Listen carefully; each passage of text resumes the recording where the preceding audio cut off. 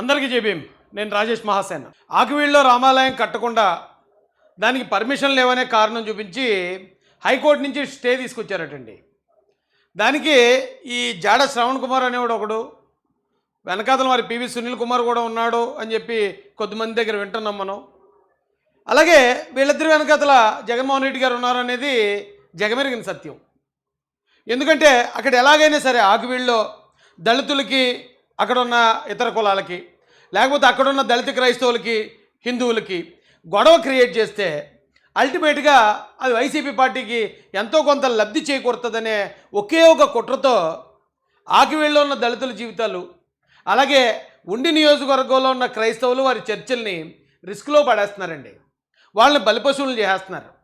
దానికి వీళ్ళు చేసే ప్రయత్నాలు ఎలా ఉన్నాయో కొన్ని ఆధారాలతో చూపిస్తాను. ఈ జాడ శ్రావణ్ గారు అయితే ఆడు ఏం మాట్లాడాడో వాడి మాటల్లోనే కుట్రంతా బయట పెట్టేసుకున్నాడు. ఆడు తెలియక మాట్లాడేశాడు. ఆ మాట్లాడేసిన దాంట్లో అసలు వాళ్ళ స్ట్రాటజీ స్కెచ్ ఏంటి అనేది ఈరోజు ఆకివీడులో దళితులకి, ఉండి నియోజకవర్గంలో ఉన్న క్రైస్తవులందరికీ కూడా నేను తెలియజేస్తాను. వీళ్ళు మాకు సంబంధం లేదని కనుక మీరు నిరూపించుకోకపోతే నిజంగా వీళ్ళు చేసే తప్పులన్నీ కూడా మీ నెత్తిమే పడతాయి. ఎందుకంటే మీ పేరు చెప్పే వీళ్ళన్నీ తప్పులు చేస్తున్నారు. ఈ జాడ శ్రవణ్ కుమార్ అనేవాడు అయితే కేవలం నేను దళితుడిని, దళిత క్రైస్తవుల తరపున నేను పోరాడుతున్నానని చెప్తూ మొత్తం హిందువులందరికీ కూడా మిమ్మల్ని శత్రువులు చేస్తున్నాడు. దానికి కొన్ని ఆధారాలు చూపిస్తాను. అయితే ఈ జాడగాడి ఏం మాట్లాడుతున్నాడో ఒకసారి మీకు వినిపిస్తాను. ఇందులోనే మొత్తం వైసీపీ కుట్రంతా దాగుందండి. అక్కడ ఎలా వీళ్ళ కులం గొడవలు రేపాలని చూస్తున్నారు, కులం మతం గొడవలు రేగటం వల్ల వైసీపీకి ఎలా ప్లస్ అవ్వాలని వీళ్ళు కోరుకుంటున్నారు. అక్కడ వాళ్ళు బలిపశువులు అయిపోయినా సరే రాష్ట్ర వ్యాప్తంగా ఉన్న దళితుల్ని, మళ్ళీ క్రైస్తవుల్ని, తెలుగుదేశం కూటమికి వచ్చిన వాళ్ళని మళ్ళీ వెనక్కి వైసీపీకి ఎలా తీసుకెళ్లాలని వీళ్ళ తాపత్రయపడుతున్నారో చాలా క్లియర్గా చెప్పేశాడు వీడు. మీకు కావాలంటే ఈ వీడియో ఒకసారి మీరు కూడా చూడారు. గొంతమ్మగుడు ఉందని వాళ్ళు చెప్తున్నారు. ఇది సర్వే నెంబర్ 470/12. ఇది ఎప్పటికీ చెప్తున్నారు. ఇది సర్వే నెంబర్ 470/12. ఇది ఎప్పటికీ కూడా ప్రభుత్వ భూమిగానే ఈ రికార్డుల్లో ఉంది. సుప్రీంకోర్టు జడ్జిమెంట్ ప్రకారం ఏ ప్రభుత్వ భూమిలో కన్స్ట్రక్షన్ కట్టడానికి లేదు, కలెక్టర్ ఎన్ఓసి ఇవ్వడానికి లేదు. ఒకవేళ రేపొద్దున ఈస్ట్ గోదావరి అక్కడ రామాలయానికి ఎన్ఓసి లేదు అంటే municipal commissioner NOC, collector NOC ఉండాలి. సుప్రీంకోర్టు తీర్పు ప్రకారం ఎవరన్నా పూజా మందిరం కట్టుకోవాలంటే, అది ప్రేయర్ కావచ్చు, నమాజ్ కావచ్చు, లేకపోతే హిందూ టెంపుల్ కావచ్చు, ఖచ్చితంగా ఉండాలి అని ఎప్పుడో సుప్రీంకోర్టు ఆర్డర్ ఉందటండి. ఆ ఆర్డర్ పట్టుకునేడు హైకోర్టులో వేసాడు పిటిషన్ వేసి, సరే మీరు ఆ పర్మిషన్లు అనేది తెచ్చుకుని కట్టండి అని చెప్పి హైకోర్టు వారు స్టే ఇచ్చారట. స్టే ఇస్తే ఇప్పుడు వాళ్ళు ఏం చేస్తారు, అక్కడ ఉన్న రామాలయ కమిటీ కలెక్టర్ గారి దగ్గరికి, కమిషనర్ గారి దగ్గరికి వెళ్తారు, ఎన్ఓసికి అప్లై చేసుకుంటారు. ఎన్ఓసి తెచ్చుకుని ఒకవేళ ఎన్ఓసి వస్తే వచ్చి కట్టుకుంటారు. కానీ వీడు ఏం చేస్తున్నాడంటే కలెక్టర్ని, మున్సిపల్ కమిషనర్ని బెదిరిస్తున్నాడు. ఎలాగా? ప్రభుత్వ స్థలంలో కట్టడానికి ఎన్ఓసి ఇవ్వడానికి లేదు, ఒకవేళ ఇస్తే కలెక్టర్ కానీ కమిషనర్ కానీ సుప్రీంకోర్టుకు లాగుతాను మిమ్మల్ని అని వాళ్ళని థ్రెటన్ చేస్తున్నాడు.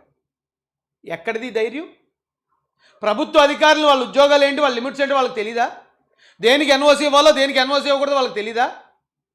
ఒక హిందూ టెంపుల్, ఆ టెంపుల్ ప్లేస్లో మరొక రినోవేషన్ చేసి కొత్త టెంపుల్ వాళ్ళు కట్టుకుంటానంటే మరి వీడు ఇంత ఎలా చేస్తున్నాడంటే మరి నిజంగా హిందూ సోదరులందరికీ ఏమనిపిస్తుంది? అరే మొత్తం అందరూ వీళ్ళు ఎలాగున్నారేమో, ఎస్సీలు అందరూ ఎలా ఉన్నారేమో, లేకపోతే క్రిస్టియన్స్ అందరూ ఆ హిందూ టెంపుల్ని అడ్డుకోవడానికి ఇలా రౌడీజం చేస్తున్నారేమో అని మొత్తం కమ్యూనిటీకి అంతా చెడ్డ పేరు కదా ఇది. ఎగ్జాంపుల్కి ఇప్పుడు మా ఊరోడు ఉత్తరకంచి మాది, ఏదో ఊరు వెళ్ళాడు, హైదరాబాద్ వెళ్ళాడు. హైదరాబాద్ వెళ్ళి అక్కడ ఏదైనా గొడవ పెట్టేసుకుని నేను ఉత్తరకంచి చూడరా మీ సంగతి వెళ్తానని ఎవరన్నా పొడిచేసి వచ్చాడు అనుకోండి, ఏమంటారు అక్కడ వాళ్ళు అందరూని? మొత్తం చెడ్డ పేరు అంతా ఉత్తరకంచికి వస్తుంది కదా. ఇప్పుడు అలాగే వీడు జై భీమ్ అని చెప్పి నేను దళితుడిని, దళిత క్రైస్తవుల తరపున చేస్తున్నానని చెప్పి అక్కడ హిందువులను ఎలా రెచ్చగొడేస్తుంటే మరి హిందువుల కోపం ఆటోమేటిక్గా మొత్తం కమ్యూనిటీ మీదకి వస్తుంది కదా. ఇది రెండు వర్గాల మధ్యలో ఒక భయంకరమైన విద్వేషంగా మారే ప్రమాదం ఉంది కదా. కలెక్టర్ని, నేను తోపుని, నేను తురుంకాన్ని, నేను పెద్ద డిప్యూటీ స్పీకర్ని ఎన్ఓసి అడగడానికి ప్రయత్నం చేశారనుకోండి, కలెక్టర్ సుప్రీంకోర్టు ముందుకు వెళ్ళి చేతులు కట్టుకొని కంటెంప్ట్ ఆఫ్ కోర్టులో కూర్చోవాల్సి వస్తుంది. డిస్ట్రిక్ట్ కలెక్టర్ని, ఫస్ట్ క్లాస్ మేజిస్ట్రేట్, నేను గతంలో నేను జడ్జిని చెప్పుకుంటాడు, జస్ట్ మున్సిపల్ మేజిస్ట్రేట్ అంటే ఒక మండలానికి ఉన్న ఒక కోర్టుకి జడ్జిగా చేశాడు. అయితే పీకేశారండి. అందుకే ఆడు అన్న ఒకవేళ ఇటు జడ్జిగా ఉండుంటే కనుక నేను గౌరవిద్దును. ఆ పీకేసిన తహసీల్దార్ వచ్చి ఒక జిల్లా కలెక్టర్ని అంటే డిస్ట్రిక్ట్ మ్యాజిస్ట్రేట్ని నేను తోపుని తురుమునని కానీ నువ్వు కనుక ఇస్తే నిన్ను తీసుకెళ్ళి నేను సుప్రీంకోర్టు ముందు చేతులు కట్టి నిలబెడతానని బెదిరిస్తున్నాడు వీడు. బ్లాక్మెయిల్ చేస్తున్నాడు. ఎక్కడిదండి ఎంత ధైర్యం? ఏం చూసుకుని? ఎవరున్నారు వీళ్ళు వెనకాతల? ఎవరు రెచ్చగొడుతున్నారు ఇలాగా? ఈడు రెచ్చగొడితే వీడితో పోద్దా ఇది?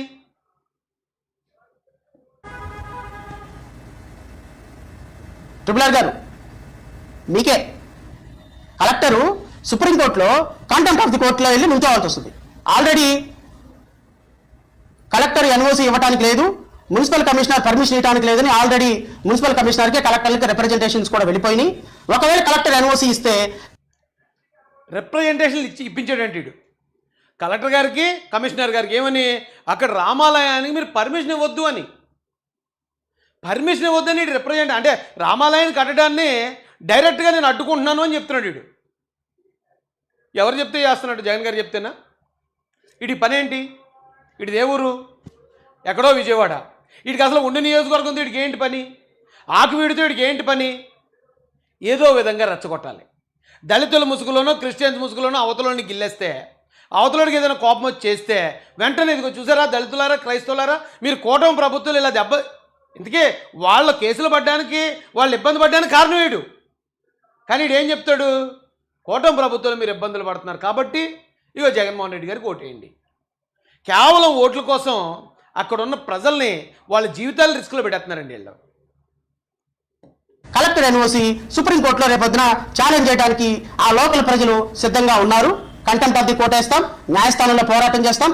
అక్కడ గొంతెన్నమ్మ గుడి మాత్రమే కట్టాలి అనేది లోకల్ ప్రజల యొక్క ఆలోచన.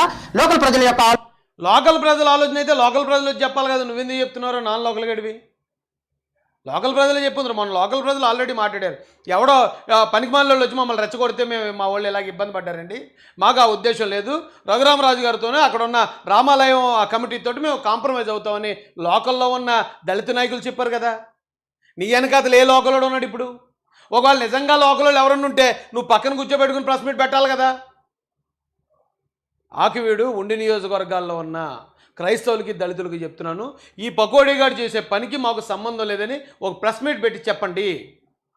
లేదంటే ఈడు మీ అందరి మీదకి ముప్పు తీసుకొస్తాడు, మీ అందరిని ఇబ్బంది పెడతాడు. ఎందుకంటే ఈ రోజున రామాలయానికి ఎన్ఓసి అడుగుతున్నారంటే, రామాలయానికి ఎన్ఓసి లేదు కాబట్టి నేను ఆపుతాను అన్నాడంటే ఎన్ని చర్చలకు ఉన్నాయి ఎన్ఓసీలు? ఎన్ని చర్చలకు పర్మిషన్లు ఉన్నాయి?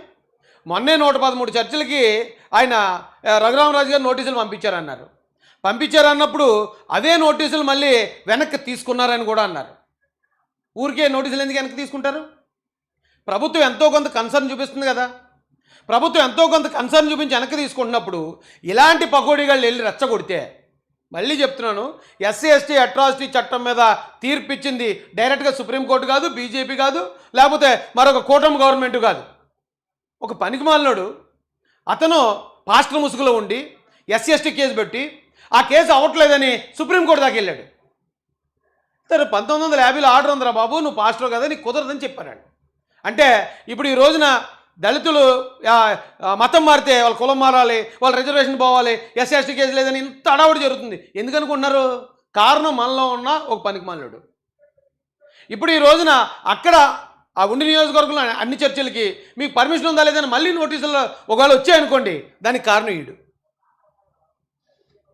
మీరు జాగ్రత్తగా గమనించండి.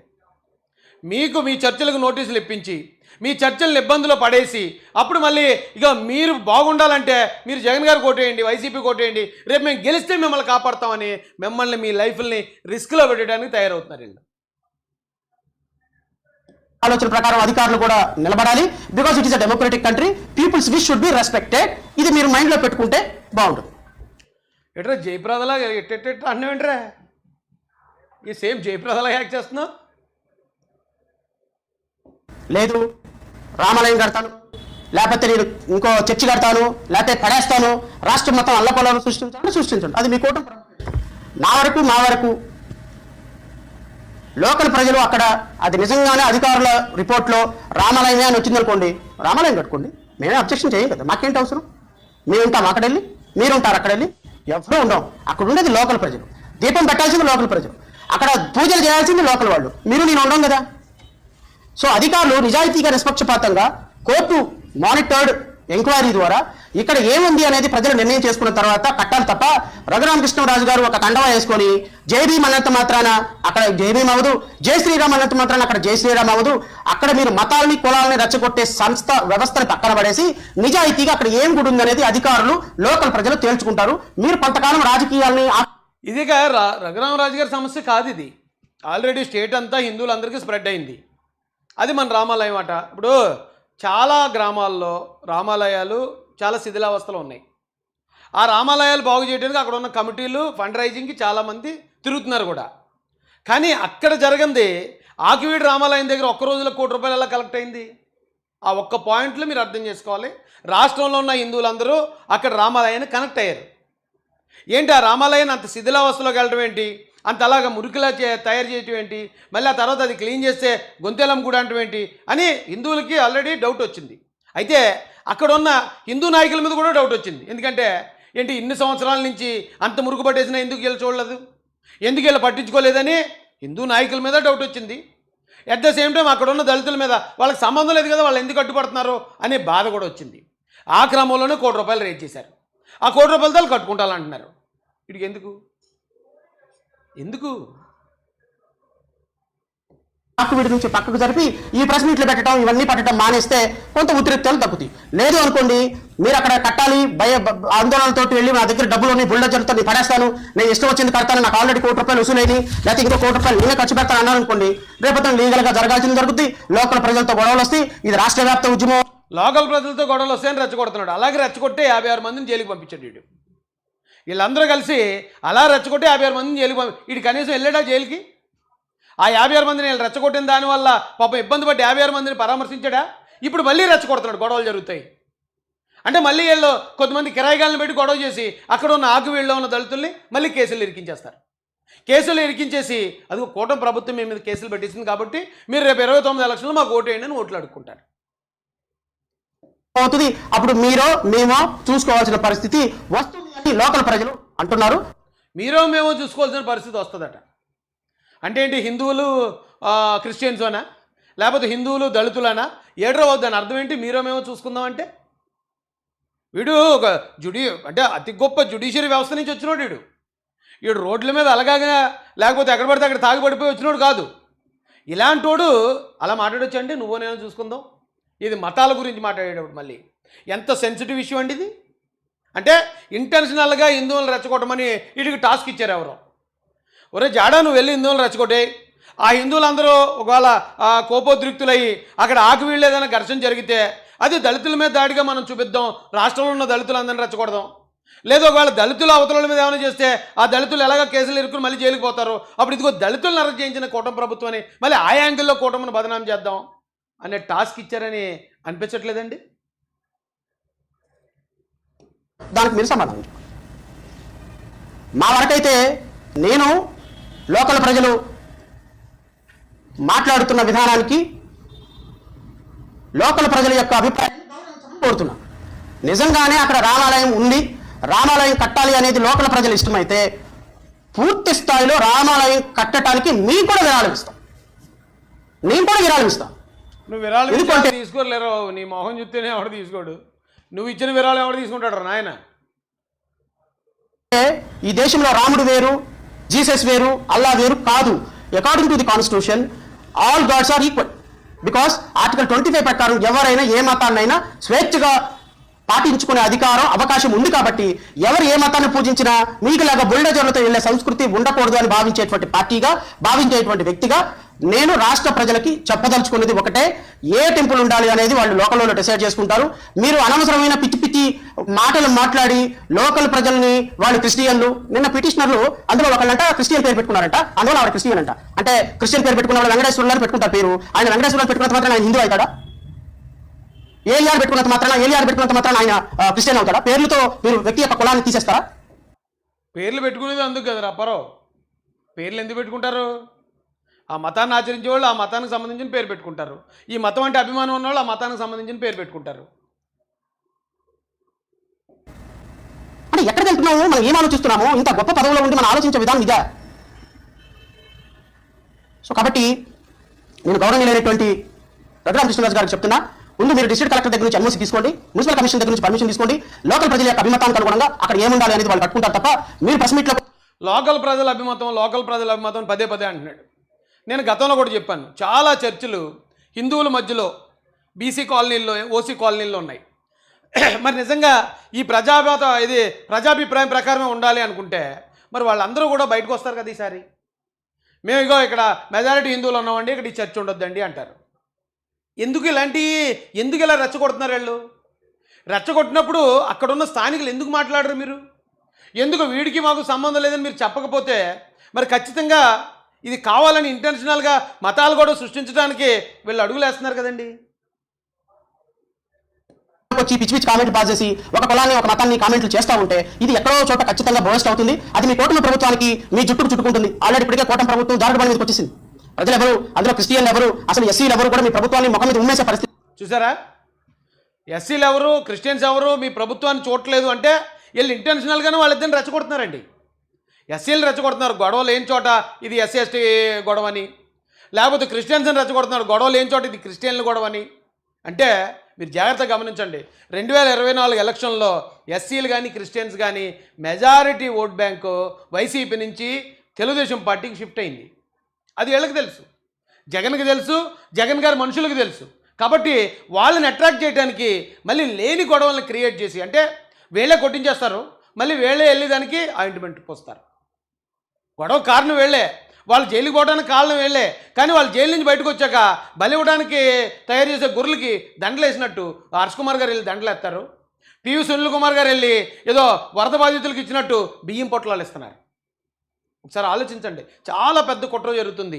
అది ఉండి నియోజకవర్గ కేంద్రంగా. అక్కడి నుంచి మతం గొడవలు రెచ్చగొట్టడానికి, అంటే వీళ్ళు మొన్నదాకా కోనసీమలో కులం గొడవల కోసం ట్రై చేశారు, ఇది పిఠాపురంలో కులం గొడవల కోసం ట్రై చేశారు.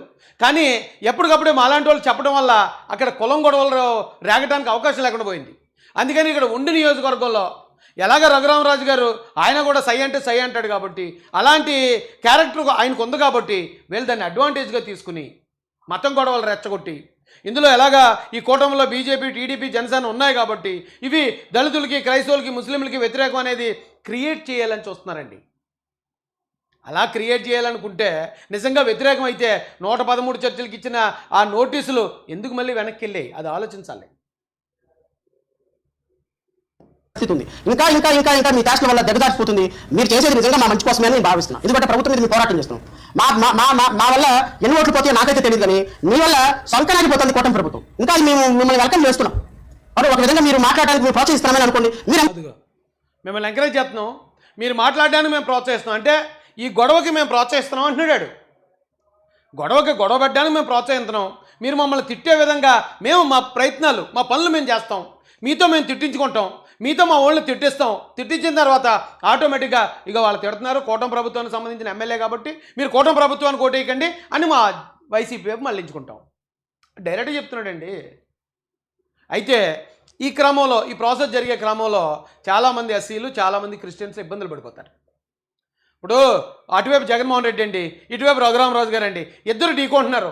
ఈ ఢీకొంటున్న క్రమంలో మధ్యలో వీళ్ళు ఎవరిని అడ్డు పెట్టుకుంటున్నారు? వైసీపీ వాళ్ళు క్రిస్టియన్స్ని, దళితులను అడ్డు పెట్టుకుంటున్నారు. అంటే రఘురామరాజు గారు కొట్టిన తప్ప వీళ్ళకి తగలదు డైరెక్ట్గా, జగన్ గారికి, వైసీపీ వాళ్ళకి, వీళ్ళకి తగిలేస్తుంది. ఒకవేళ ఇన్ కేసు వీళ్ళు దళితులతోని, క్రిస్టియన్స్ తోటి ఒకవేళ ఏదైనా వ్యతిరేకత తీసుకొస్తే దానికి అల్టిమేట్గా మళ్ళీ లబ్ధిదారులు ఎవరు? వైసీపీ వాళ్ళు. పోతే దళితులు, క్రైస్తవులు పోతారు, వస్తే వైసీపీకి ఓట్లు వస్తాయి. చూడండి స్ట్రాటజీ ఎలా ఉందో.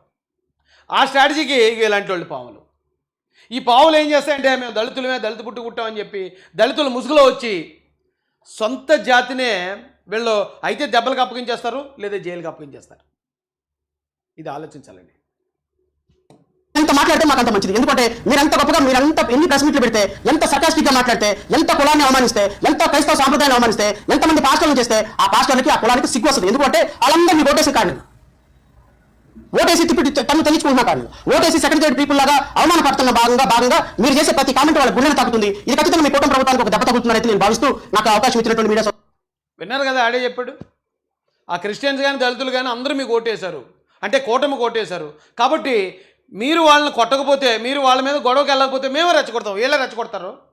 రెచ్చగొట్టైనా గొడవ క్రియేట్ చేసి ఎట్టి పరిస్థితుల్లోనూ ఆ వర్గాల్ని, క్రిస్టియన్స్ని, దళితుల్ని ఇబ్బంది పడేలా చేసి అప్పుడు మీరు మా వైపు రండి అని అడుగుతారటండి. ఏమి ఏమి స్ట్రాటజీ చేశారు చూడండి. కాకపోతే వీడు తెంగరోడు కాబట్టి అంతా చెప్పేసాడు బయటికి. వీడు తెంగరపప్ప కాబట్టి వాళ్ళు చెప్పిన స్ట్రాటజీ ఎవరైతే సీక్రెట్గా ఉంచారా బాబు, ఎక్కడ దాకానే మాట్లాడరంటే ఆ స్ట్రాటజీ కూడా బయట చెప్పేసాడు. ఉండి నియోజకవర్గంలో కానీ లేదా ఆ జిల్లాలో ఉన్న ఎస్పీ గారికి కూడా రిక్వెస్ట్ చేస్తున్నాం. డైరెక్ట్గా ఇక ఇలాంటి వాళ్ళు ఇంత పబ్లిక్గా మత విద్వేషాలు రేగేలాగా వాళ్ళు స్టేట్మెంట్లు ఇస్తున్నారు. జిల్లా మ్యాజిస్ట్రేట్ అయిన కలెక్టర్ గారిని కూడా వీడు థ్రెటన్ చేస్తున్నాడు. ఆ లోకల్ ఉన్న మున్సిపల్ కమిషనర్ గారిని ఇటు థ్రెటన్ చేస్తున్నాడు. ఇలాంటి వాళ్ళు ఇలా రెచ్చగొట్టి రండి చూసుకుందాం మీరో మేము అని చెప్పి ఈడు క్రిస్టియన్ ముసుగు వేసుకునో లేకపోతే దళితులు ముసుకేసుకునో హిందువులు రెచ్చగొట్టి అక్కడున్న దళితుల మీద క్రైస్తవుల మీదకి గొడవకి పురుగొల్పుతున్నాడు. అలాగే ఆలయానికి పర్మిషన్ లేదు, మీరు పర్మిషన్ లేకుండా కట్టడానికి లేదు అని ఆ రఘురామరాజు గారికి ఇక్కడున్న చర్చిలు కూడా పర్మిషన్ లేదు, మీరు ఆ చర్చిలన్నింటిని కూడా పడగొట్టండి అని వీడు ఇన్నర్గా హింట్ ఇస్తున్నాడు. ఇన్నర్గా హింట్ ఇచ్చి ఆయన్ని రెచ్చగొట్టి తద్వారా ఒకవేళ చర్చిల మీద కానీ వస్తే ఇదిగో మీ చర్చిలన్నీ పడగొడేస్తున్నారు, మరో మణిపూర్ అయిపోతుంది, క్రైస్తవులకు రక్షణ కావాలంటే మీరు ఖచ్చితంగా మా జగన్ గారు రేపు రావాలని ఈ ఓట్ బ్యాంక్ని షిఫ్ట్ చేసే ఒక స్ట్రాటజీ ఇది. ఈ స్ట్రాటజీని చాలా జాగ్రత్తగా గమనించాలండి. పోలీసులు అప్రమత్తంగా ఉండాలి. ఇలాంటి వాడు ఎవడైనా ఇలాంటి బొగడాగాళ్ళు ఇలాంటి అంటే రెండు పార్టీల మధ్యలో బ్రోకరేజ్ చేసి ఇలాంటి వాళ్ళు రెండు వర్గాల మధ్యన విద్వేషం లేపడానికి ట్రై చేసి ఇలాంటి బ్రోకర్ గాళ్ళకి ఖచ్చితంగా లీగల్ నోటీసులు ఇవ్వాలి. లీగల్ నోటీసులు ఇచ్చి వాళ్ళ కాజ్ ఏంటని షోకాజ్ నోటీస్ ఇచ్చి వాళ్ళ కాజ్ ఏంటనేది కనుక్కోవాలండి. లేకపోతే ఇంత పబ్లిక్గా ఇలా చేస్తూ ఉంటే మరి ఇంక ఇక్కడ చట్టం పోలీసు వ్యవస్థ ఏం చేస్తున్నట్టు?